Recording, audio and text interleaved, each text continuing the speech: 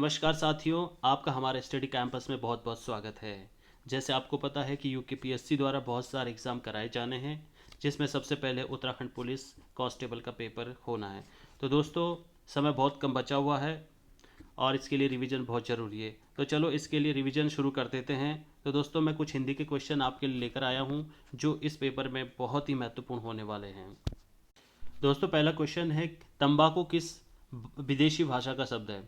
तो तंबाकू है दोस्तों पुर्तगाली शब्द। ठीक है, और पुर्तगाली शब्द है जैसे अचार, चाबी, आलपिन, कारतूस, तौलिया। तो दोस्तों, ऐसे ही अरबी, फारसी और उर्दू के शब्द भी पूछे जाते हैं। और अगला क्वेश्चन है, निम्नलिखित में से कौन सा शब्द जातिवाचक संज्ञा है? तो जातिवाचक संज्ञा है दोस्तों इसमें कवि।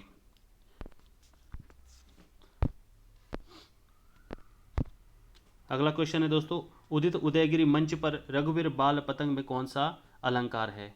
तो इसमें है दोस्तों उपमा अलंकार। जहाँ उपमेय उपमान का रूप धारण कर ले, वहाँ पर उपमा अलंकार होता है। अगला क्वेश्चन है दोस्तों, कोटि शब्द का सही अर्थ क्या है? तो कोटि शब्द का सही अर्थ है करोड़। कोटि कोटि प्रणाम जैसे कहते हैं, तो उसमें कोटि शब्द का अर्थ होता है करोड़। अगला क्वेश्चन है दोस्तों, रोला के प्रत्येक चरण में कितनी मात्राएं होती हैं? तो इसमें प्रत्येक चरण पूछ रहा है दोस्तों, ये विषम मात्रिक छंद है और इसके प्रत्येक चरण में पहले और तीसरे चरण में 13-13 मात्राएं होती है और दूसरे और चतुर्थ चरण में होती है इसकी 11 मात्राएं। वैसे टोटल इसमें 24 मात्राएं होती है। इसी प्रकार से दोस्तों जैसे दोहा है, दोहा में प्रत्येक चरण में पहले तीसरे चरण में 13-13 मात्राएं और दूसरे और चौथे चरण में 11 मात्राएं होती है। सोरठा में इसके विपरीत उल्टा होता है, पहले में और तीसरे में 11-11, दूसरे और चतुर्थ में 13-13 मात्राएं होती है। इसी प्रकार चौपाई हैं, चौपाई में 16-16 मात्राएं होती है, ये सबमात्रिक छंद होता है। अगला क्वेश्चन है दोस्तों, विष में कौन सा भाव है? तो विष में भाव है स्थायी भाव। अगला क्वेश्चन है दोस्तों, उत्पत्ति के अनुसार शब्द के प्रकार होते हैं। तो उत्पत्ति के अनुसार शब्द के 4 प्रकार होते हैं, जिसमें तत्सम, तद्भव, देशज और विदेशज, ये सब शब्द के प्रकार होते हैं। उचित की भाववाचक संज्ञा क्या होगी? तो उचित की भाववाचक संज्ञा होगी औचित्य। अगला क्वेश्चन है दोस्तों, श्री गुरु चरण सरोज रज निज मन मुकुर सुधार वरनो रघुवर बिमल जस जो दायक फलचार। इसमें दोहा है दोस्तों ये, क्योंकि इसमें यदि आप मात्राएं गिनोगे तो पहले और तीसरे चरण में 13-13 मात्राएं आएगी और दूसरे और चतुर्थ चरण में 11-11 मात्राएं। इसी प्रकार से रौद्र रस का स्थायी भाव क्या है? तो रौद्र का स्थायी भाव होता है क्रोध। अगला क्वेश्चन है दोस्तों, हल्दी का तत्सम रूप क्या है? हल्दी का तत्सम रूप है हरिद्रा। अगला क्वेश्चन है दोस्तों, तमाम देश का शुद्ध रूप क्या है? तमाम देश का शुद्ध रूप होता है संपूर्ण देश। अगला क्वेश्चन है दोस्तों, कुंज में संज्ञा शब्द का भेद बताइए। तो कुंज का जो शाब्दिक अर्थ होता है वो होता है एक समूह। तो इसमें दोस्तों समूहवाचक संज्ञा होगी। अगला क्वेश्चन है दोस्तों, डबल रोटी में कौन सा शब्द है? तो डबल रोटी में जो शब्द है वो है संकर शब्द। तो संकर शब्द क्या होता है? जो दो ऐसे शब्दों से मिलकर बना होता है, जो दो अलग भाषा से रहता है, जैसे रेलगाड़ी। ठीक है, इसी प्रकार से डबल रोटी अंग्रेजी का शब्द है और रोटी एक अलग शब्द है, तो इसे क्या कहेंगे? शंकर शब्द, संकर शब्द। च वर्ग का उच्चारण स्थान है। ठीक है, तो च वर्ग का जो उच्चारण स्थान है वो होता है तालु। ठीक है, च वर्ग का उच्चारण स्थान तालु होता है दोस्तों। इसमें क वर्ग, च वर्ग, ट वर्ग, ता वर्ग और पा वर्ग, ये सब जो है अलग अलग उच्चारण स्थान होते हैं। जैसे क वर्ग का उच्चारण स्थान होता है कंठ। ठीक है, और च वर्ग का होता है तालु।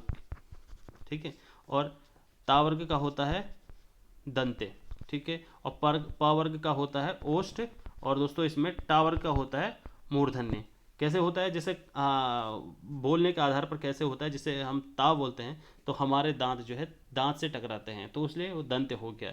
और हम जैसे टा बोलते हैं तो हमारी जीभ मुड़ जाती है, तो वो मूर्धन्य हो गया। वैसे पा, हमारे पा बोलने में होंठ चिपक जाते हैं, तो वो हमारा पा वर्ग होठ से हो गया, ओष्ठ हो गया। इसी प्रकार से अगला क्वेश्चन है, दो स्वरों के मेल से होने वाले विकार को कहते हैं। तो दो स्वरों के मेल से होने वाले विकार को कहते हैं स्वर संधि। ठीक है दोस्तों। अगला क्वेश्चन है, संस्कृत के मूल शब्द जो हिंदी भाषा में प्रचलित हैं वे कहलाते हैं, ठीक है, वो कहलाते हैं तत्सम शब्द। आपने पढ़ा होगा दोस्तों कि जो शब्द सीधे संस्कृत से लिए जाते हैं उन्हें तत्सम शब्द कहा जाता है, ठीक है। अगला क्वेश्चन है, निम्नलिखित में से देशज शब्द क्या है? तो इसमें देशज शब्द जो हमारे स्थानीय बोली भाषा के रूप में जिसे हम प्रयोग करते हैं वो हमारे देशज शब्द कहलाते हैं, जैसे गिरगिट, ठीक है। अगला क्वेश्चन है दोस्तों, ता वर्ग का उच्चारण स्थान क्या है? तो अभी हमने बताया कि ता वर्ग जो होता है वो दंत होता है, क्योंकि इसमें हमारी जीभ दांत से टच होती है, ये सीधी इसकी ट्रिक है समझने की, ठीक है दोस्तों। अगला क्वेश्चन है, जिस संज्ञा से किसी वस्तु के धर्म गुण अवस्था का ज्ञान हो उसे कौन सी संज्ञा कहते हैं? ठीक है दोस्तों, इसमें ये कह रहा है कि जिसका हमें उसके गुण धर्म और अवस्था के बारे में जानकारी मिले। जैसे हमारे पास कोई वस्तु है, ठीक है, तो हम उसका पता लगाते हैं कि ये मीठी है, खट्टी है, ठीक है, ये ठंडा है, गर्म है, तो उसके गुण धर्म का हमें पता चलता है, तो उसके भाव से पता चलता है, तो वो है उसकी भाववाचक संज्ञा, ठीक है। अगला क्वेश्चन है, देखो दो दो मेघ बरसते मैं प्यासी की प्यासी, पंक्ति में कौन सा अलंकार है? तो दोस्तों इसमें अलंकार है विशेषोक्ति, ठीक है। विशेषोक्ति में क्या होता है कि कारण होता है लेकिन उसमें कर्मफल नहीं मिलता है, कार्य नहीं होता है। कि इसमें कह रहा है कि देखो देखो मेघ बरसते, मेघ बरस रहे हैं लेकिन वो प्यासी की प्यासी है, ठीक है। इसमें क्या हो रहा है, कारण है, मेघ बरस रहे हैं लेकिन उसे कार्य नहीं हो रहा है, तो ये क्या है, हमारा विशेषोक्ति अलंकार है। अगला क्वेश्चन है दोस्तों, नवयुग में कौन सा समास है? तो नवयुग में समास है कर्मधारय, ठीक है।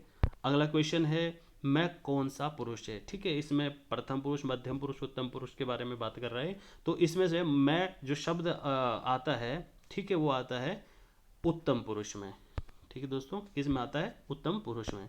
अगला क्वेश्चन है, जहाँ एक ही शब्द के अनेक अर्थ व्यक्त हो तो वहाँ कौन सा अलंकार होता है?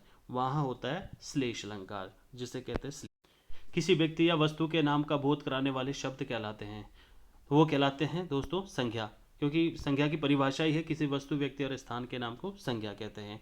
तो दोस्तों आज के लिए ये 25 क्वेश्चन हिंदी के मैं लेकर आया था, और इसी के साथ आपको आगे हिंदी और उत्तराखंड सामान्य जी के बहुत सारे क्वेश्चन रिवीजन कराए जाएंगे, जो कि हमारे पेपर में बहुत सारे यूज़फुल होंगे और बहुत ही हेल्पफुल होंगे। तो दोस्तों आज के लिए बस इतना ही, आगे मैं आप लोगों के साथ बना रहूँगा, तब तक के लिए नमस्कार, धन्यवाद।